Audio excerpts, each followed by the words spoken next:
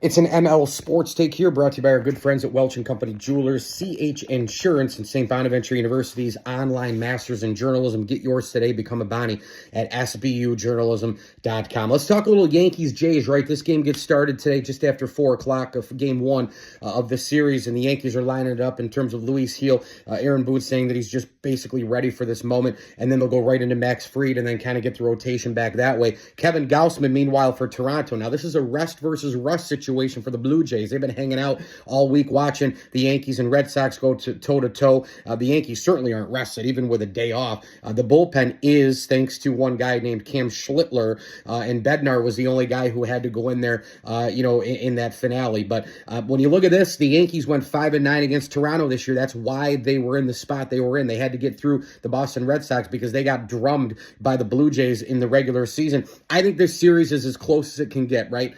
Each team won 94 games. Each team tied at the top of the division.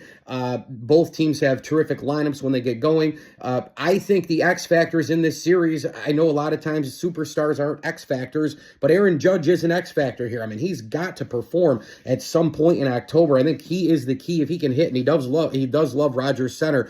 If he can hit some bombs and get a couple hits with runners in scoring position, Stanton as well. I mean, he was 1 for 11 against Boston. Those two guys in the middle there, I think you kind of feel more confident with guys up there right now like Bellinger and Grisham and some of these other players, getting some key hits and doing their thing. But, and Chisholm, running around the bases, I think that could be a big factor in this series as well. The other side, it could be any number of depth guys for the Toronto Blue Jays, of course. Maybe it's a Vlad Guerrero here too. But let's be honest right now, George Springer loves the postseason. He loves the postseason. And we know what he did as a Houston Astro. He rises to the occasion. Very rarely X factors and superstars kind of go together. In this particular part, I think they are. I think it's Springer and I think it's Judge for the Blue Jays and Yankees respectively. I think from a Yankee perspective, I think you should feel better about this series than the Red Sox one. Why? It's longer. It's not an opponent. It's not your main rival. I mean, that's another thing. You lose to your main rival, and you're like, oh, boy.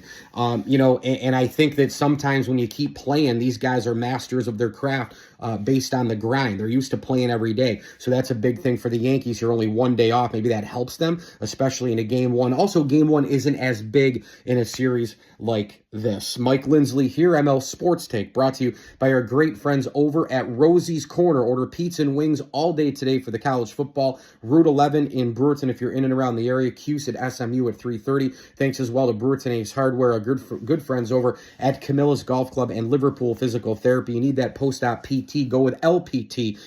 If you're in and around Central New York, and we throw a tip of the cap thank you out there as well to Craig and Jeanette Elwood, Pat and Carol Ann Nugent, and of course, Daryl Abert, Ed and Chris Duty, and the Swan Whitaker families, and Bob Lindsley as select partner friends of the program. As I always tell you, enjoy the games.